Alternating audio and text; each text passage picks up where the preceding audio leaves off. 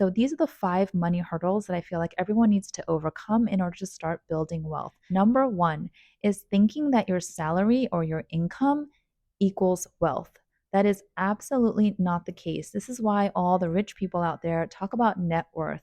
Salary and income are absolutely not an indicator of any kind of wealth. Your salary is simply what you make. It doesn't reflect how much you actually keep.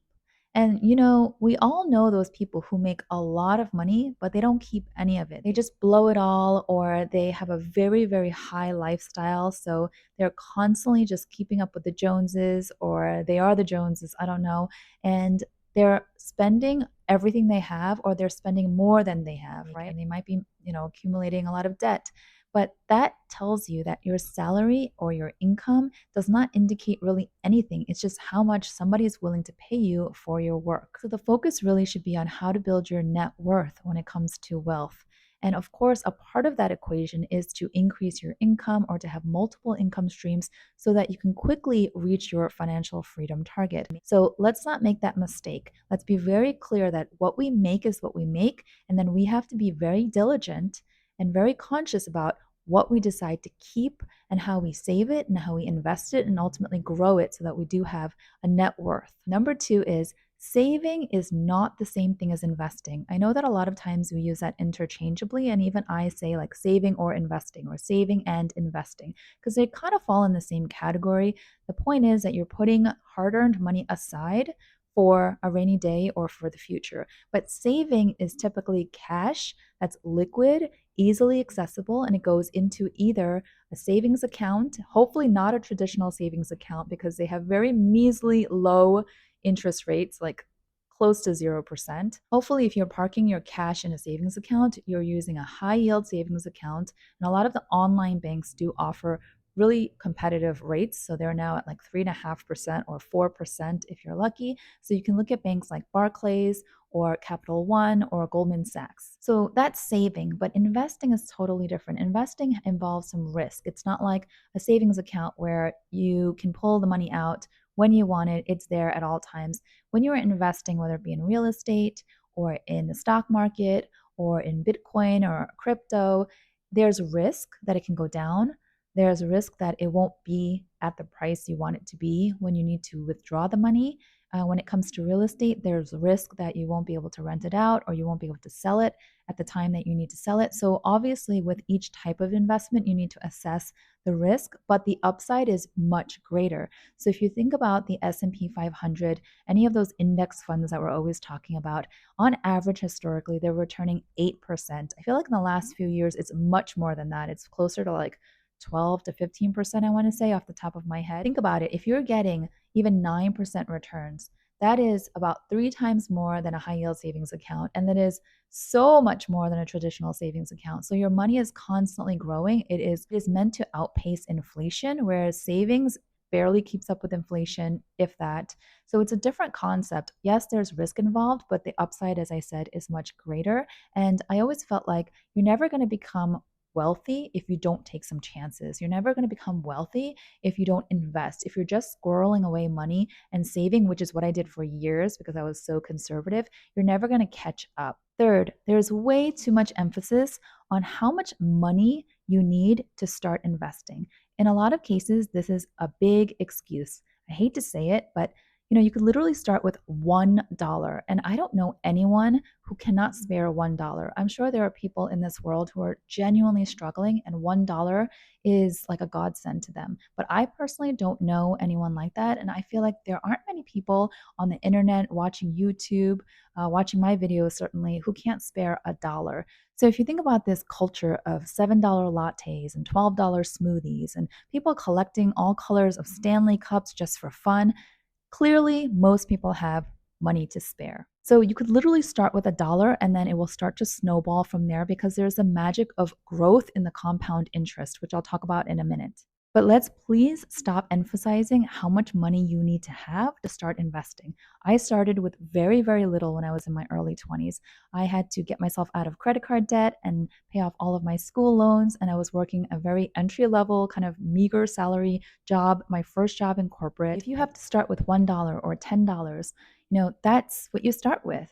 You don't hold yourself back because you think you need to have, a few $1,000s in excess. That's not how this works. You start as you are today. Now, number 4 in my mind is one of the biggest hurdles. It is not understanding or not believing in the power of compound interest. So when you say, like, oh, I only have $10 to invest, what is that going to do? Or I only have $50 a month to invest, that's not going to amount to anything. Right, it won't really amount to much. If you just put it under your mattress, it will lose value every day because it's not even keeping up with inflation. If you put it in a traditional savings account, again, losing money every day because it's not keeping up with inflation. If you put it in a high yield savings account, maybe barely it will keep up with inflation, but you want to have some buffer somewhere, right? So that could be your emergency fund. But if you invest it, again, let's say in an S&P 500 tracking index fund, because that's like the easiest, most passive way to get started. It's a diversified basket of stocks from the 500 top performing companies, and the index will drop a company if they are underperforming. So it's almost like self-managed. You don't really have to do all that much. Let's say you set a date on the 15th of every month. You're going to set aside $50 or $100 or $10 or $1,000, whatever it is that you can manage. You're going to set that, automate it so that it goes directly from your checking account, wherever your paycheck goes. It goes from your checking account directly into your investment account, whether that is an IRA, whether that is a brokerage account. But do not underestimate how much money can grow with compound interest. Let's say you start with $100 a month, that's $1,200 a year, with average returns of about 8% on an S&P 500 index fund. You'll net about what, 60K in 20 years. And a lot of people will roll their eyes at that and be like, what in the world is that going to do for me? When I'm old and not working, 60K is not going to do anything. Now, let's be honest, 60K is better than 0K, but I get what you're saying. 60K is not really sustainable to live on. But here's the thing, when it comes to compound interest, time is on your side. So let's say you just leave that, you don't touch it, and you keep going for another 20 years, right? So that means in 40 years total, instead of 60K, that's going to grow to 330K. And you're thinking, that doesn't make sense, because if I get to 60K in 20 years, wouldn't I just double it for another 20 years and then it would be 120K? That is not how compound interest works. So you'd be looking at over 300K in 40 years. But let's say you increase the contributions and you're doing $500 a month. Okay, $500 a month is what you're going to put aside into this investment. Again, assuming standard 8% returns each year for 40 years, now you're looking at $1.7 million. Now, let's do something interesting. Let's say you put that same amount, okay, $500 a month, into a traditional savings account at a measly 0.01% interest, which is what they're giving nowadays. In 40 years, that'd be 240K. 240K versus $1.7 million. Same amount of money put in. But let's say you're like, you know what? I would never park my money in a traditional savings. Everyone knows that if you're going to put it in a savings account, you have to go high yield. Okay, fine. So let's say you do that. You put the $500 a month into a high yield savings account, and that's giving you 3.5% on average for 40 years. That's going to get you to over $500,000 in 40 years. It's going to be about 525K. Now, $500,000 doesn't sound too bad, but $500,000 compared to 1.7 million just by parking it in a different place and letting it ride on the stock market. You see what I mean? This is how compounding happens. The higher the interest, the longer the time, and then you add in your contributions, and it's this magic formula. But a lot of people don't believe it and they can't calculate it, and so they don't understand it. But there are a bunch of compounding interest calculators online. You can Google it and you can just plug in your numbers, do the math, and you will be amazed. And if you contribute more than the $500 a month that we just plugged into this example, you could be a multi-millionaire in your 60s, especially if you're in your 20s now and you're younger and you've got a lot of time to let this ride. Even if you're in your 30s, you've got 40 years, that's in your 70s. I'm in my 40s. I still, if I were to start now, I would follow this strategy. And then in my 80s, I would be a multi-millionaire. So please, if you do not understand the power of compound interest, Study it, look into it. It's not a very difficult concept. You just have to wrap your head around it once and then it clicks. Then, number five is also a very common hurdle. A lot of people, including myself, think that we can predict the market, predict the future, and buy low and sell high. My husband is always teasing me because I still to this day will make comments that makes him laugh because I'll go, "Oh, I should have sold then and bought here." And he's like, "Because you know what's going to happen? Because you have a crystal ball?" And it's true. We don't know. None of us know. Even the trained professionals in this industry that do this day in and day out have a very hard time, nearly impossible, to beat the market, which is why I say just track the market. So, this is the problem. A lot of people think that timing the market and getting in when it's hot and then pulling out when it's not, that's the key to growing wealth, but it's actually time in the market versus timing the market. That's the key, time in the market. So that means you get in early and you stay there. You buy and you hold and you are patient and you do not panic. You do not get emotional. You do not gamble and you just let it grow. Yes, there will be dips. Yes, there will be scary times. Yes, there will be headlines.